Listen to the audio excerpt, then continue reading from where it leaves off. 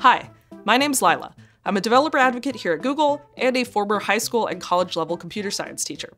Today, I'm going to talk about the Using Code to Give Directions lesson plan and accompanying coding game. This lesson plan was created by teachers and engineers here at Google to introduce computer science concepts to students in the kindergarten to second grade. Also, this lesson is aligned with ISTE standards. Now, there are two main concepts for this lesson: what coding is and what a loop is. I'm going to start by describing coding. Code is a series of instructions, specifically for a computer, much like recipes are instructions specifically for a cook. Code is generally written in a computer language, as opposed to a human language like English or Japanese. Computer languages are also called programming languages. Now, coding is the act of writing code.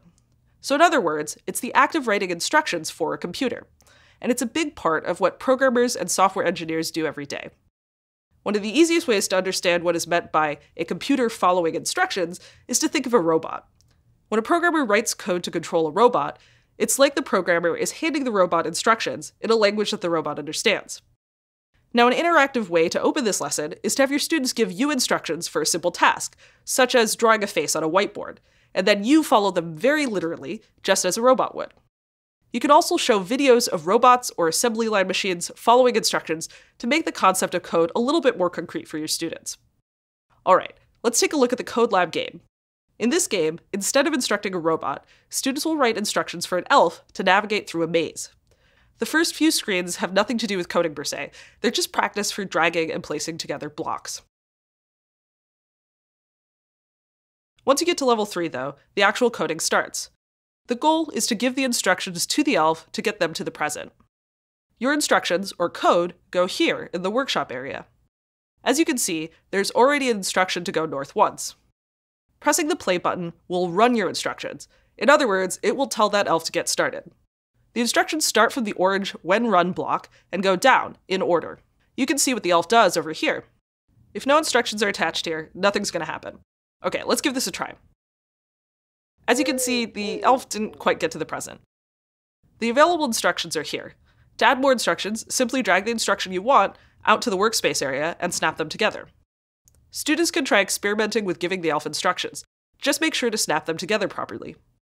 You can't have loose instructions lying around. If you have an instruction block that you don't want, you can delete it by dragging it over the trash can icon. 2 north instructions will get the elf to move to the first present. And 2 norths and an east instruction will get me to the next one.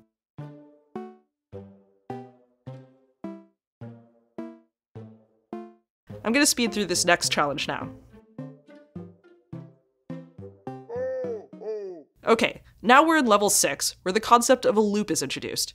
It's also called a repeat block here. A loop is a special instruction that allows you to repeat other instructions. It's an easy way to make writing code faster.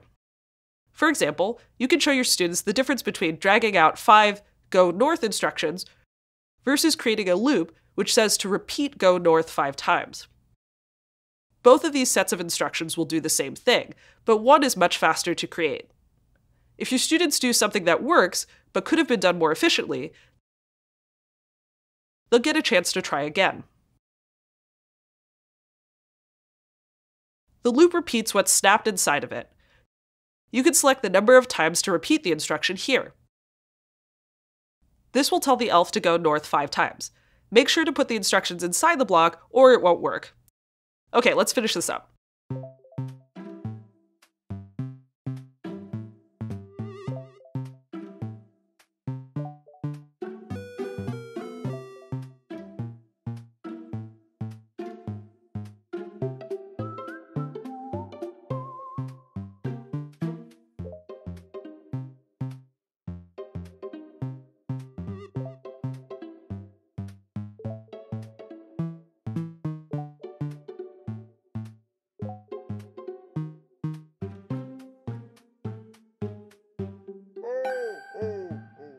Okay, here's level 10.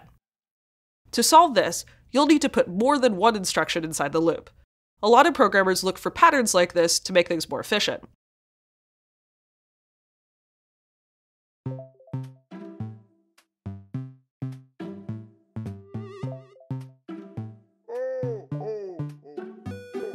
There are a few bonus levels after this, that involve an instruction to jump over squares, where you can pick a direction and the number of squares to jump.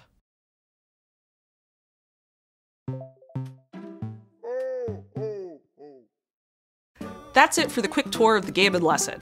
If your students enjoyed this lesson, you can check out some of our other lesson plans or take a look at the resources on the educators page. Thanks for watching.